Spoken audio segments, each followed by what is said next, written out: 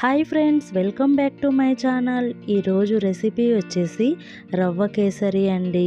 అమృతంలాగా ఉండే ఈ రవ్వ కేసరిని నోట్లో వేసుకోగానే కరిగిపోయేలా ఉంటుందండి. వంట రాని వాళ్ళు కూడా చాలా సులభంగా చేసే రెసిపీ అండి.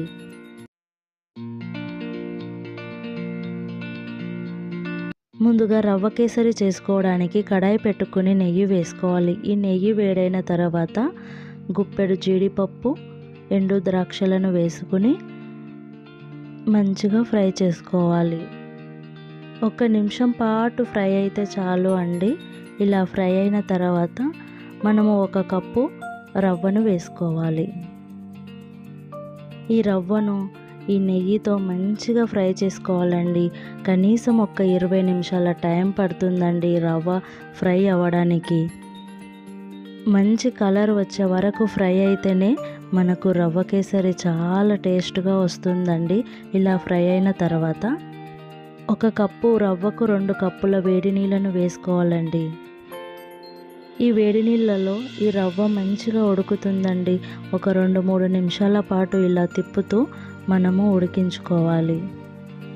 ఇక్కడ చూడండి, రవ్వ పూర్తిగా ఉడికిపోయిందండి. ఇలా ఉడికిన తర్వాత 1 కప్పు షుగర్ వేసుకోవాలి. ఇక్కడ షుగర్ అనేది మీ టేస్ట్కు తగ్గట్టు వేసుకోవచ్చండి. ఈ షుగర్ రవ్వకు మంచిగా కలిసేలా కలుపుకోవాలండి. 2-3 నిమిషాల తర్వాత పూర్తిగా ఈ షుగర్ కరిగిపోతుందండి. 1 స్పూన్ ఇలాచీ పౌడర్. కలర్ కోసము మనం 10 నిమిషాల ముందు కుంకుమ పువ్వుని వాటర్లో నానబెట్టిన ఈ వాటర్ని కూడా వేసుకోవాలి. 2-3 నిమిషాల పాటు కలుపుతూ ఉడికించుకోవాలండి. ఈ రవ్వ కేసరికి మనము 1 కప్పు నెయ్యి పడుతుందండి. మనం ముందుగా 1/2 కప్పు నెయ్యి వేసుకున్నాం కాబట్టి ఇప్పుడు మిగిలిన నెయ్యిని కూడా వేసి 2-3 నిమిషాల పాటు ఉడికించుకోవాలి. ఇలా ఉడికిన తర్వాత మనం ఈ రవ్వ కేసరిని ఒక బౌల్లోకి తీసుకోవాలి. మనం దేవునికి నైవేద్యంగా పెడితే మాత్రము కొంచెం పచ్చకర్పూరం వేసుకోవాలండి. ఈ రవ్వ కేసరిలో చాలా అంటే చాలా బాగుంటుందండి.